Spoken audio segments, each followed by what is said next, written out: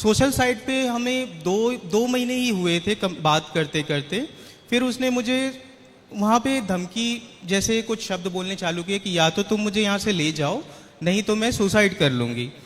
जय श्रीमन नारायण, जय श्री राधे राधे राधे। गुरुजी के प्रिय भक्तों, मध्य प्रदेश के भोपाल की सेंट्रल जेल में धर्म और आध्यात्मिक चर्चा के दौरान जेल में बंद कैदियों के लिए विशेष प्रश्नोत्तरी कार्यक्रम के तहत एक मामला ऐसा भी आया जिसमें एक युवक कहता है कि सोशल मीडिया पर एक लड़की के प्यार में फंसकर उसने अपना वैवाहिक जीवन बर्बाद कर लिया, जिसका परिणामतः उसे आज जेल बंदी गृह में अपना जीवन व्यतीत करना पड़ रहा है और उसे अब अपनी गलती का पश्चाताप भी है कि उसे ऐसा नहीं करना चाहिए था।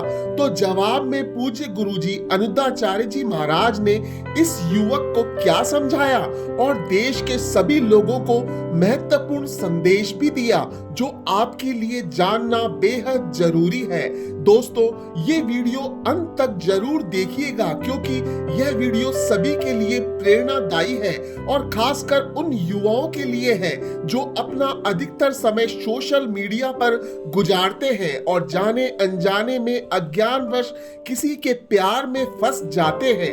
दोस्तों, हम आपको ऐसे ही प्रतिदिन लोगों के अनसुलझे प्रश्नों के जवाब आप तक पहुंचाते हैं और ऐसे ही प्रश्नोत्तरी देखने के लिए हमारे चैनल को सब्सक्राइब जरूर करिएगा और हाँ, वीडियो को लाइक और शेयर करना ना भूलिएगा।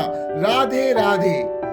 गुरुदेव, मेरा दूसरा प्रश्न ये है कि जब हम किसी कर्म का पश्चाताप करते हैं तो उस पश्चाताप का एहसास अपने परिवारजनों को या फिर दूसरों को कराना आवश्यक है क्या, और फिर उन्हें इस चीज़ का एहसास कैसे करा सकते हैं? क्या गुनाह किया आपने जो यहाँ सर, गुरुजी मुझ पे अपहरण और दुराचार का केस लगा है। तो आपने अपहरण किया था?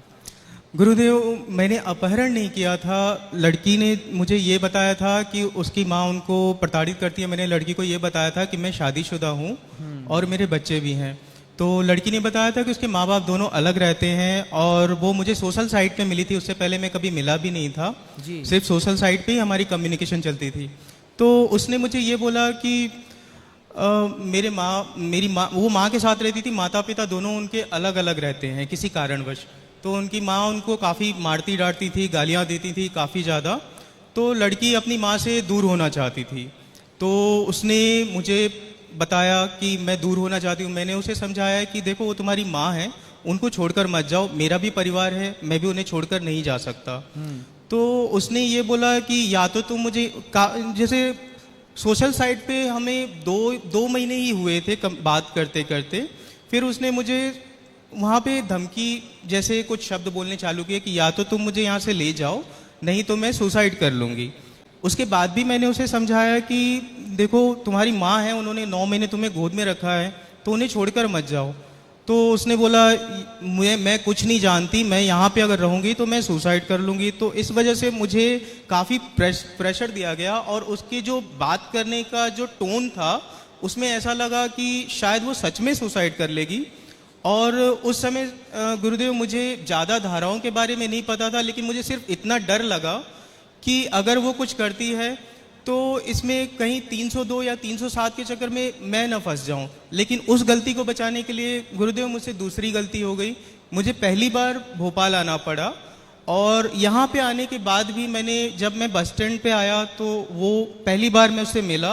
वहाँ भी मैंने उस लड़की से आप भोपाल में मिले? जी, उस लड़की से आप मिले, फिर क्या हुआ? मैंने उसे समझाया कि देखो, अभी भी वक्त है, लौट जाओ, कुछ भी नहीं बिगड़ा है। फिर तो उसने बोला मैं लौटने के लिए नहीं आई हूँ। तो मैंने बोला देखो, बहुत कुछ प्रॉब्लम हो जाएगी, मुझे भी दिक्कत है, मेरी भी फैमिली है। तो उसने बोला देखो, मैं सब कुछ संभाल लूँगी। मैंने कहा संभालना क्या है?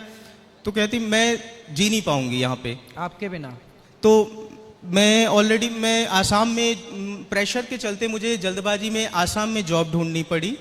और फिर वहाँ से इटारसी से जब मैं ट्रेन से जाने लगा तो वहाँ पे उसने बोला कि हम कुछ गलती तो नहीं कर रहे हैं। मैंने वहाँ भी उसे मौका दिया। आपने उस लड़की के संग रहना स्टार्ट कर दिया? जी, आसाम में। आसाम? जी, गुवाहाटी आसाम। जी। उस लड़की के संग आप रहने लग गए? जी। रिलेशन में रहने लग गए? रिलेशनशिप में वो मतलब हम साथ में रह रहे थे, लेकिन हमारे बीच में मतलब ऐसा कुछ भी नहीं हुआ। हालांकि मैं जॉब भी कर रहा था, कपड़े भी धो रहा था, खाना भी बना, सारे काम घर के करते हुए मैं जॉब भी कर रहा था। तो लेकिन आपकी पत्नी के होते हुए जी। आप पराई औरत के संग कैसे रह सकते हैं? इसी बात का पश्चाताप है गुरुदेव आज।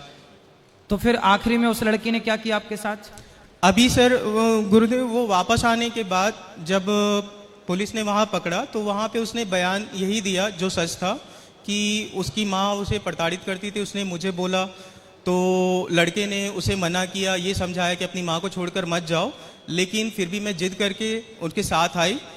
लेकिन यहाँ पे आने के बाद जब यहाँ आया भोपाल थाने, गोविंदपुरा थाने, तो वहाँ पे उसकी माँ और पापा ने भी यही कहा था कि बेटा हमें कोई केस नहीं करना, हमें बदनामी नहीं लेनी, आप चले जाना।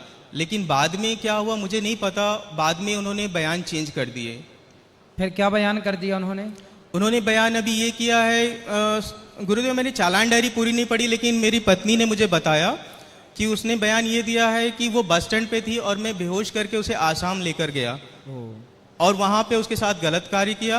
तो उसने शादी के लिए बोला, तो मैं रोज कल करने लगा। तो एक दिन कामाख्या मंदिर में जबरदस्ती सिंदूर पहना दिया, जबकि इसमें से कोई भी बात नहीं हुई थी और ना ही इसका कोई सबूत है। देखिए आपकी इन सारी बातें क्या सही है क्या गलत वो तो भगवान जाने, लेकिन आपने ये तो गलती की कि आप इसलिए सोशल साइट पर कितनी लड़कियों के आई लव यू रोज आते हैं। जी। सबके आई लव यू आप ही एक्सेप्ट करेंगे क्या? नहीं।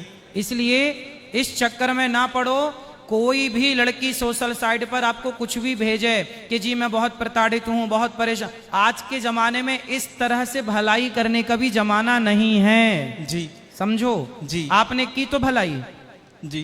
फंस गए। इसलिए ये कोई भलाई नहीं है कि आप अपनी पत्नी को, और पुरुषों को क्या हो जाता है, जी। तुम औरतों का ही भला करना चाहते हो जी। अपनी पत्नी के होते हुए, काहे औरतों के बारे, पुरुष भी तो दुख संकट में उनका भी भला करो। तो औरतों पे ही ज्यादा तुम्हें दया आती है। जी। उसी का दंड है ये साहब। इसलिए किसी भी पुरुष को इस तरह से किसी सोशल साइट में कोई लड़की जुड़ी हो, कभी भी आप उसके आई लव यू को एक्सेप्ट मत कीजिए, कभी भी उसकी बातों पर, झूठी बातों पर विश्वास मत कीजिए, वरना आप शिकार। आजकल तो बहुत लोग साहब धंधा करते हैं लड़कों को फंसाने का। जी। और आप जैसे पढ़े लिखे लोग फंस भी जाते हैं। जी। इसलिए देखो आपने अपनी हंसती खेलती जिंदगी में आग लगा ली। जी। आपकी पत्नी अब क्या सोचेगी कि मेरा पति, बताओ, उसने मुझे, आप भले गलत नहीं है जी। लेकिन आपकी पत्नी के मन में ये तो आ गया ना कि मेरे पति ने मुझे धोखा दिया। कल को आपके बच्चे बड़े होंगे, फिर वो बच्चे क्या सोचेंगे कि आप, मेरा पिता ऐसा था। भगवान करे आप जल्दी इस केस से बरी हो जाएं। आप गलत नहीं है, अच्छी बात है, लेकिन आपने जो गलतियां की उसका दंड देने के लिए साथ भगवान ने यहाँ भेजा, पर बहुत जल्दी भगवान आपकी कृपा करके रक्षा करेंगे और आप सब ठीक होगा। गुरुदेव मेरी पत्नी ने जैसे मुझसे बात करती है, उसने मुझे माफ़ तो कर दिया है, परंतु फिर भी मुझे ऐसा लगता है कि मुझे अपने पश्चाताप का उसे भी एहसास कराना चाहिए। आपने पश्चाताप कर लिया। इतने दिन जेल में, कितने दिन से जेल में हो? गुरुदेव 11 महीने हो गए। 11 महीने जी। हो गया पश्चाताप। अब कब रिहाई है आपकी? जी। अब कब रिहाई, कब वापस जा रहे हो आप? गुरुदेव अभी पता नहीं है कुछ भी। अभी कुछ भी पता नहीं। जी। चलिए, यही आपका पश्चाताप है। जी। पत्नी तो बेचारी माफ कर ही देगी। देखो पत्नी के पास कोई ऑप्शन भी तो नहीं है ना माफ करने के सिवा।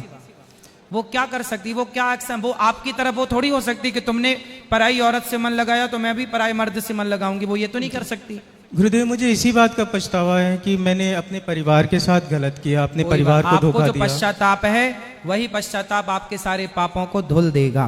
पश्चाताप की अग्नि सबको जला के भस्म कर देती है। धन्यवाद बस वो गुरुदेव। गलतियां दोहराई ना जाए। नहीं दोहराऊंगा गुरुदेव कभी। खुश रहिए, खुश रहिए, धन्यवाद, प्रणाम। खुश रहिए।